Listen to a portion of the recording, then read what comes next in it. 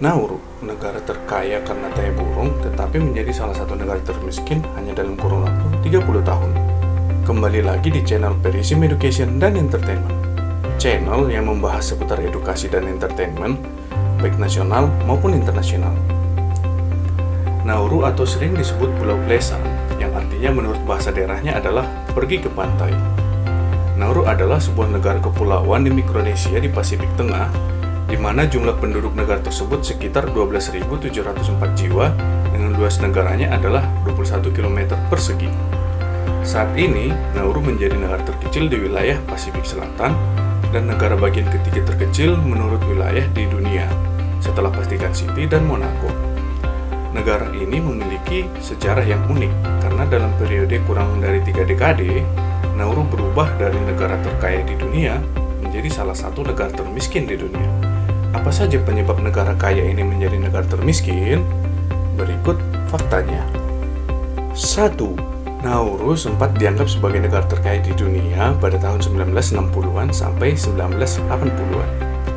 Alasan Nauru dianggap sebagai negara terkaya di dunia adalah karena pendapatan negara Nauru yang sangat besar dengan menjual fosfat. Nauru memiliki endapan besar batuan fosfat bermutu tinggi yang terbentuk dari hasil guano burung laut yang menumpuk selama berabad-abad.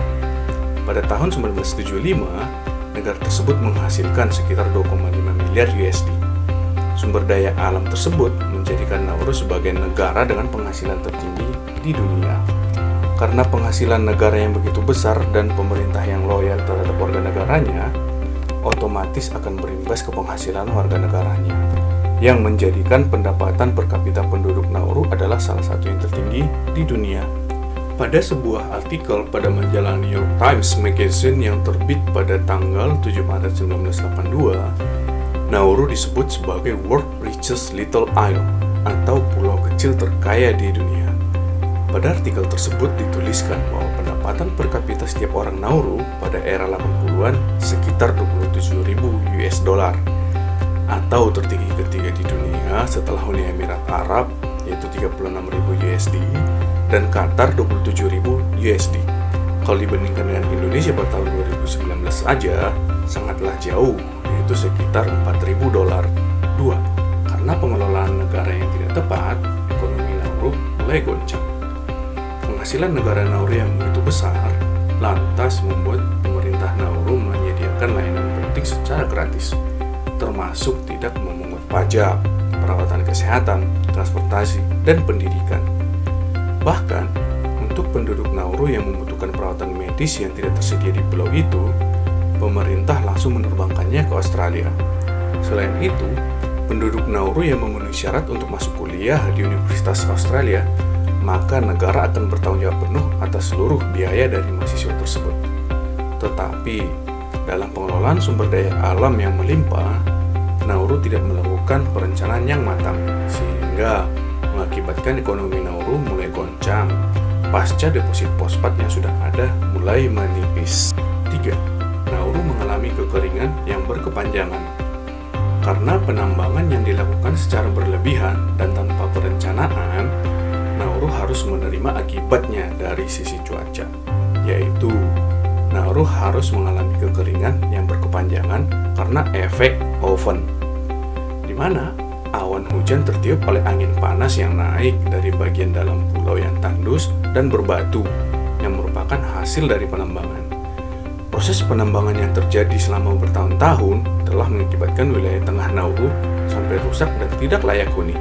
Bahkan, menurut data, ada sekitar 80% wilayah Nauru tersebut tidak layak huni karena tertutup oleh lahan-lahan penambangan terbuka dan terbengkalai, sehingga menyebabkan penduduk Nauru harus memilih tinggal di pinggir-pinggir pulau. 4. Pada awal tahun 1990-an, pemerintah Nauru berusaha untuk menghasilkan pendapatan dalam beberapa cara, tetapi akhirnya malah kehilangan lebih banyak uang.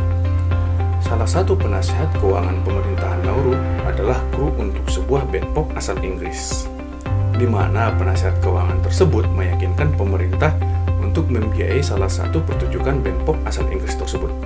Tetapi, bukan untung, malah buntung, karena pertunjukan tersebut mendulang banyak kritik karena karena plot yang bertele-tele, sehingga pertunjukan tersebut ditutup beberapa minggu kemudian.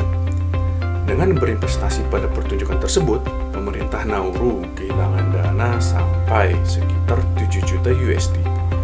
Namun, kejadian tersebut bukan satu-satunya pengalaman terburuk pemerintah Nauru dengan penasehat keuangannya. Penasehat keuangan yang lain juga ikut menggelapkan dana pemerintah Nauru sekitar 60 juta US dollar. Dan pemerintah Nauru semakin jatuh karena penipuan investasi pada tahun 1992, di mana dana yang hilang sekitar 30 juta US dollar. Bahkan seorang pejabat negara Nauru mengatakan, Nauru memberikan izin untuk penggunaan kode telepon Nauru sampai 900 saluran telepon seks untuk menghasilkan pendapatan. 5. Nauru sampai menjual suara negara untuk menghasilkan uang.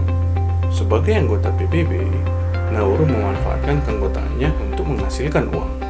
Dengan cara Nauru mengakui kedaulatan negara-negara yang ingin membentuk negara baru, seperti Abkhazia dan Ossetia Selatan. 6. Pemerintah menawarkan negara lain untuk mendirikan sel bank di Nauru. Salah satu cara pemerintah Nauru untuk menghasilkan uang adalah dengan menawarkan negara lain untuk mendirikan bank di pulau itu. Nauru mengkhususkan diri dalam sel bank, yang berarti mereka hanya ada di atas kertas. Sel bank di Nauru bebas dari persyaratan standar untuk mencatat transaksi besar yang membuatnya ideal untuk pencucian uang. Pada tahun 2000, Nauru setidaknya memiliki 400 sel bank yang terdaftar di pulau itu. 7. Hukum perbankan Nauru yang longgar membuat mafia Rusia jadi tertarik. Hukum perbankan Nauru yang longgar membuat beberapa mafia Rusia menjadi tertarik. Pada tahun 1998, mereka mendirikan sel bank dan mencuci lebih dari 70 miliar US dollar melalui Nauru. Bahkan, sel bank di Nauru ini sampai diisukan membuat ekonomi Rusia goncang karena adanya proses pencucian uang di sel bank tersebut. Pada tahun 2000, setengah dari 400 sel bank di Nauru dimiliki oleh klien Rusia. 8. Pada tahun 2000, pemerintah Nauru mencoba memeras Amerika Serikat melalui Departemen Keuangan Amerika Serikat sebesar 10 juta US dollar. Pada tahun 1999, sel bank Nauru digunakan dalam skandal pencucian uang Bank of New York sebesar 7 miliar US dollar. Kejadian ini memaksa Amerika Serikat menekan Nauru untuk mengubah undang-undang perbankannya. Tetapi, Presiden Nauru bukannya mengikuti permintaan Amerika Serikat, tetapi malah menulis surat untuk Amerika Serikat. Dalam surat itu, Presiden Nauru mengatakan dia hanya akan mengubah undang-undang perbankan Nauru jika Amerika Serikat membayar 10 juta US dollar. Surat itu mengklaim bahwa uang itu hanyalah kompensasi atas kerugian Nauru karena tuduhan yang tidak berdasar. Bukannya mendapat untung, tetapi malah buntung. Karena Nauru malah dikenai sanksi yang paling keras, yaitu bank-bank dari Nauru dilarang bertransaksi ke negara-negara barat. 9. Karena cadangan dana negara Nauru sudah mulai menipis, pada tahun 2001, mereka harus mau menampung pendatang-pendatang ilegal yang masuk ke Australia, dan mereka akan mendapatkan imbalan dari Australia. 10. Pada tahun 2014, Nauru mempersulit jurnalis asing untuk meliput situasi negara tersebut. Pemerintah Nauru meningkatkan biaya pengajuan visa media dari 200 US dollar menjadi 8.000 US dollar. Dan biayanya tidak dapat dikembalikan walaupun permohonan ditolak. Politisi oposisi Australia mengatakan perubahan itu kemungkinan diminta oleh pemerintah Australia untuk membatasi liputan media tentang perlakuan terhadap pengungsi di Nauru. Itulah beberapa fakta tentang Nauru. Negara terkaya di dunia karena kotoran burung yang berharga, tetapi kurang dari 3 dekade berubah menjadi salah satu negara termiskin di dunia. Lalu, apakah yang bisa kita petik dari kejadian negara Nauru ini? 1. Sumber daya manusia tetap menjadi pilihan utama. Karena sumber daya manusia yang maju, maka besar kemungkinan suatu negara akan maju. Contohnya, Korea Selatan. Sumber daya alam terbatas, tapi bisa menjadi negara berdaulat. Linknya ada di bawah ya. Yang kedua, walaupun sumber daya alam melimpah, tetapi kalau cara pengelolaan negaranya tidak tepat, maka akan mudah untuk bangkrut. Bagaimana menurut pendapat sahabat semua?